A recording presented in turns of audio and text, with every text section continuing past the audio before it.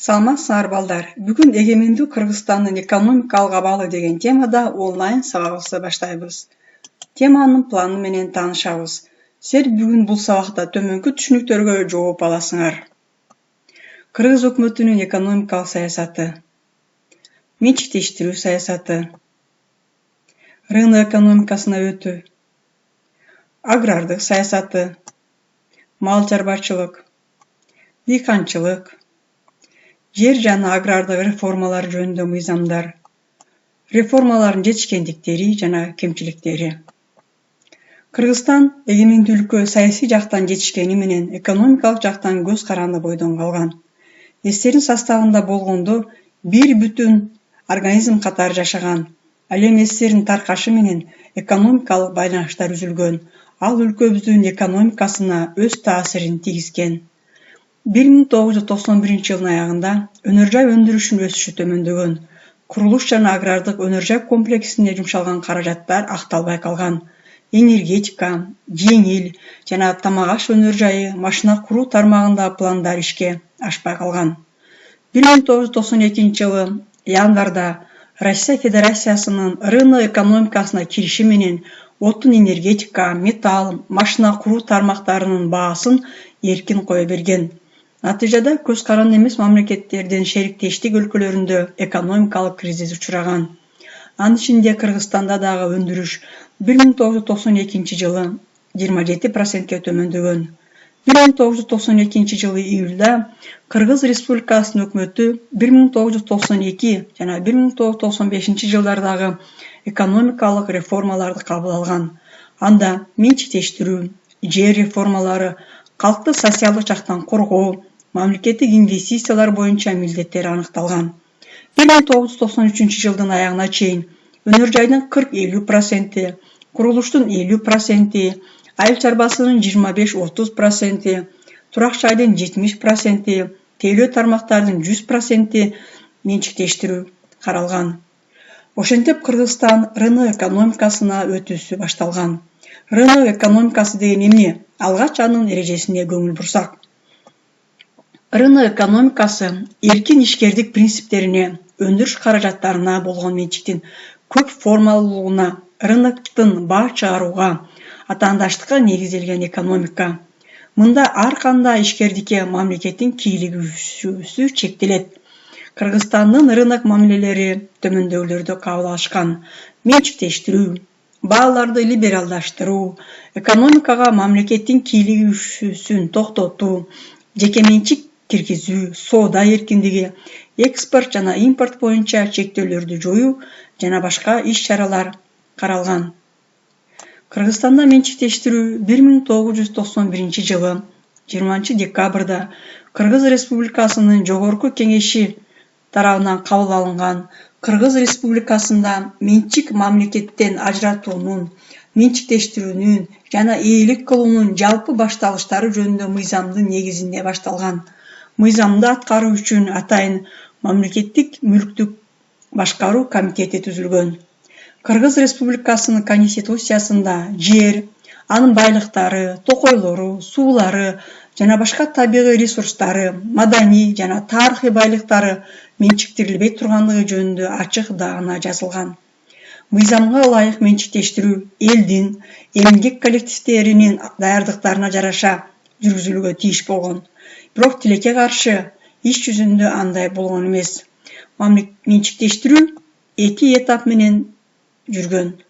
Биринчи этабы 1993-94 жылдары. Мында менчиктештирүү элдин пайдасы үчүн жүргүзүлө алган эмес. Мамлекеттик мүлктүк комитет ишти өз деңгээлинде аткара алган эмес. Мамлекетке аябай чоң зыян алып келген. Одоно мыйзам бузуулар жүргөн.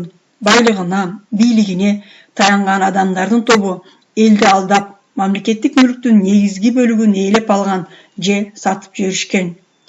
Экинчи этабы 1994-95 жылдар болгон. Мында менчиктештирүүнүн жүрүшүндө башаламандык токтотулуп, анын масштабы жөнгө салынган. Программага ылайык мамлекеттик мүлктөр менчиктен акционердик, жеке, аралашма түрлөрүнө айланып, натыйжада мамлекетибизде 50%ден ашык мамлекеттик ишканалар түзүлгөн. Агрардык саясатка келсек, Эгемендүү Кыргызстандын жалпы жер аянты 19,6 миллион гектар жерге барабар. Анын ичинде айыл чарбасына жарактуу жер 10,6 миллион гектар жерге, башкача айтканда жердин 55,8%-ин түзөт.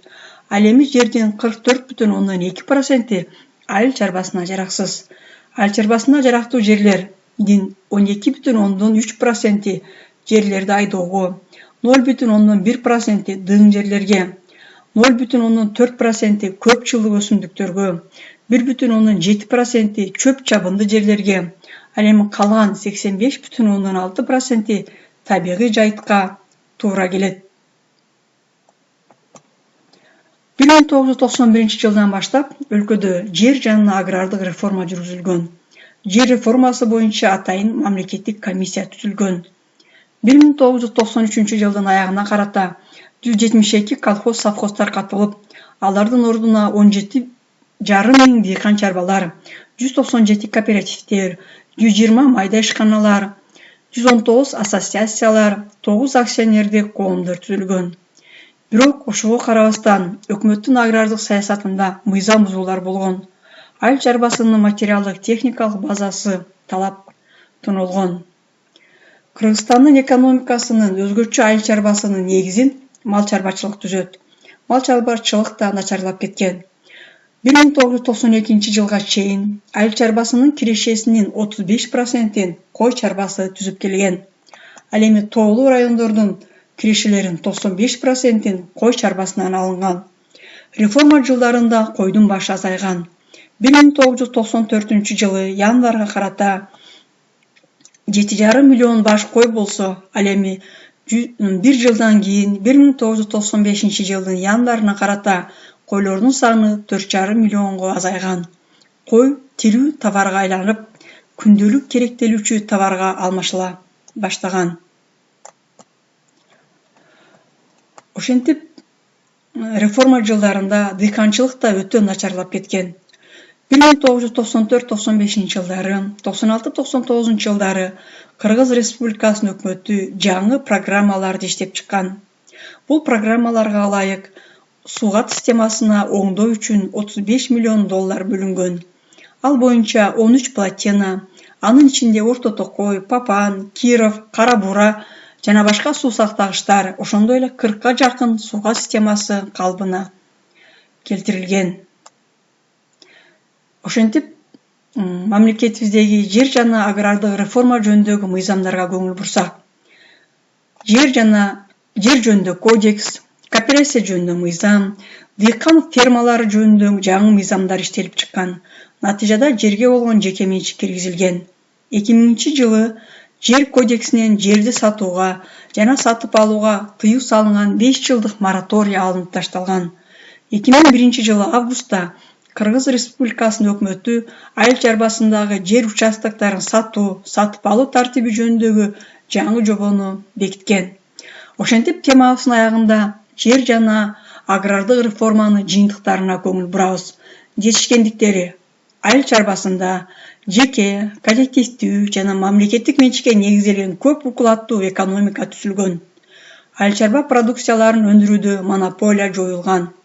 Эркин атаандаштыкка жол ачылган. Дыйкандар менен фермерлердин чарбаларын натыйжалуу жүргүзүүгө болгон кызыкчылык өскөн. Кемчиликтери: техникалар, коро сарайлар бүлүнүп, талоонго учураган.